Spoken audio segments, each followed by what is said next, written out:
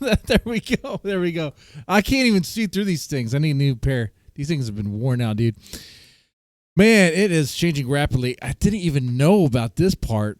Shout out to Llama Drama, Paranormal Drama. Okay, we got to talk a lot to talk about.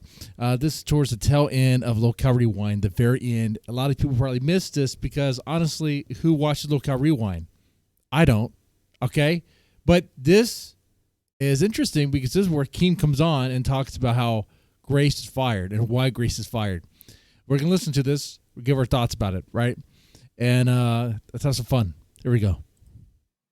I'm just saying, like, this is an exclusive, and I feel like Rewind deserves it because you. This is an exclusive. I gotta ask: is Keemstar a little bit inebriated? Is he drunk? Listen to him. Just saying, like, this is an exclusive, and I feel like Rewind deserves. Exclusive. Either his gayness is coming out, or he's drunk. Could be both. A 6 beers Jesse gets a little. I'm not gonna complete that. Because you guys crushed it tonight.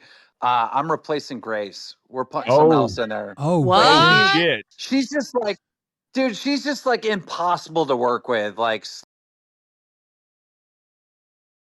She might be impossible to work with, but she was like your biggest draw. Her and Tina.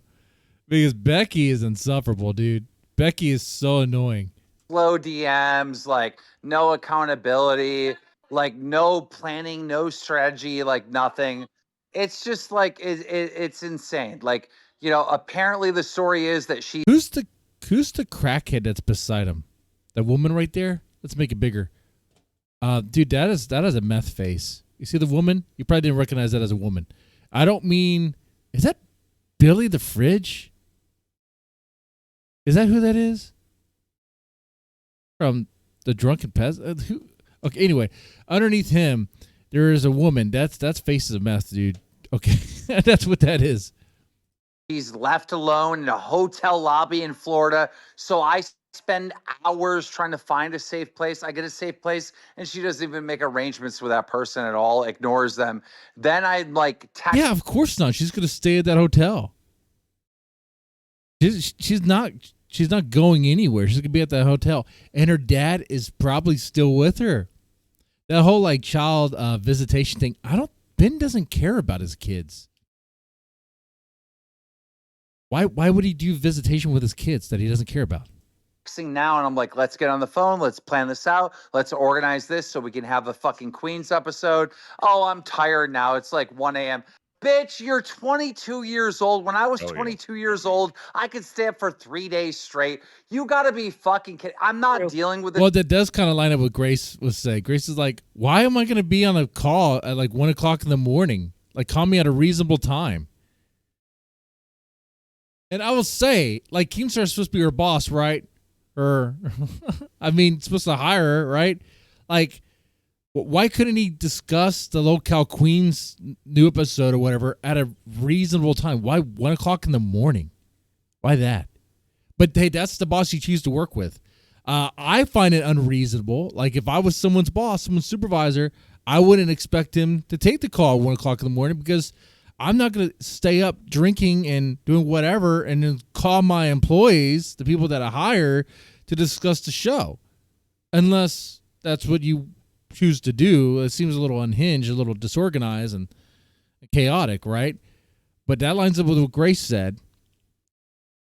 Yeah, that is a little weird. I don't know why he would do that.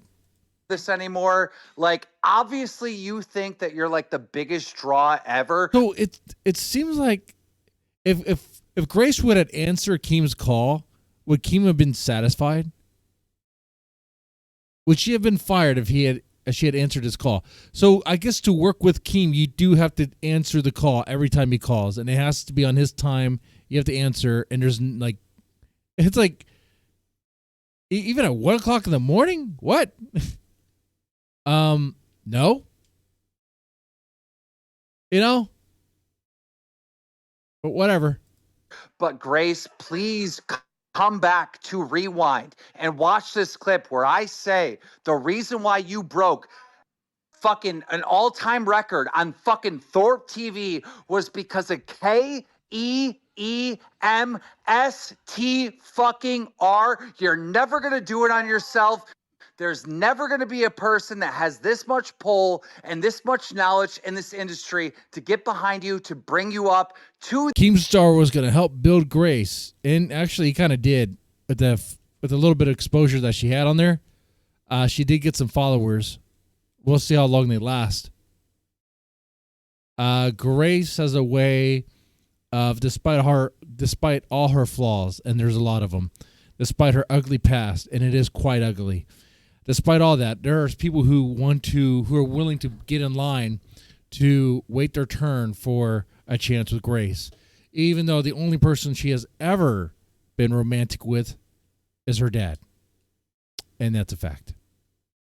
These heights, you are going to be stuck in the fucking gutter listening to fucking gutter people, trailer park people giving you advice, stuck down there where you fucking belong. I am not handing you my fucking hand to pull you up anymore. You are cut off. He's fired. Okay. Looks like not coming back. Not coming back here. You are getting replaced. Purple hair is going on Queens on the next. But then again, this seems so emotional. This seems so like womanly. This seems so like it's like a drunken decision. It's not very cohesive. Like, what I'm saying is, okay, if it was really about her not being trustworthy and being in the hotel still and not making arrangements to go where she needs to go, where she says she's going to go,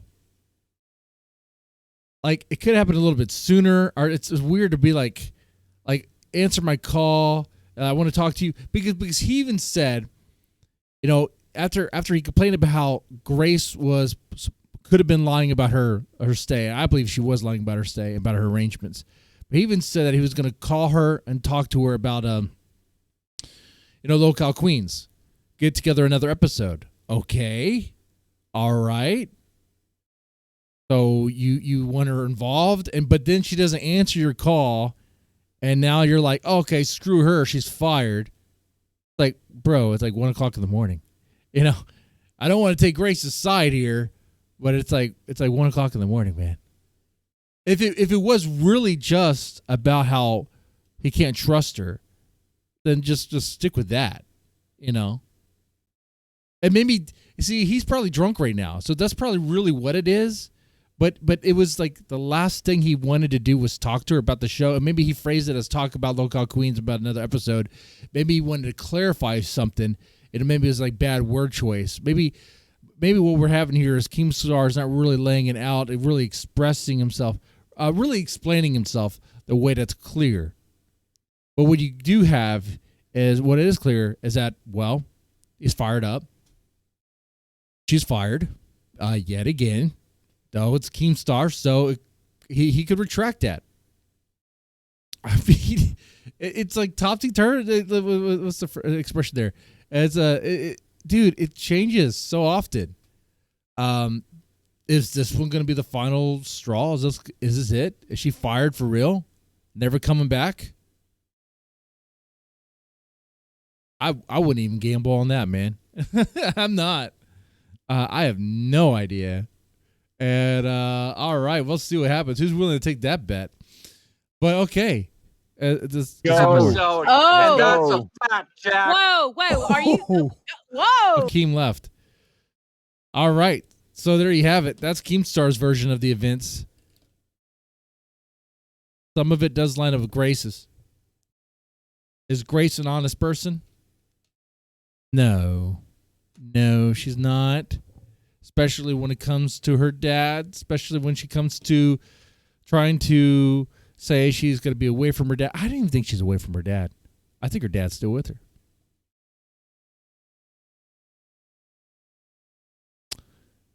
Because why wouldn't he be? To visit his kids? He doesn't, like I said, he doesn't like his kids. He doesn't care about that. No, he's still there. Someone's with her. You can almost smell it when you watch her. Anyway, with that said, you guys take it easy and have a good one.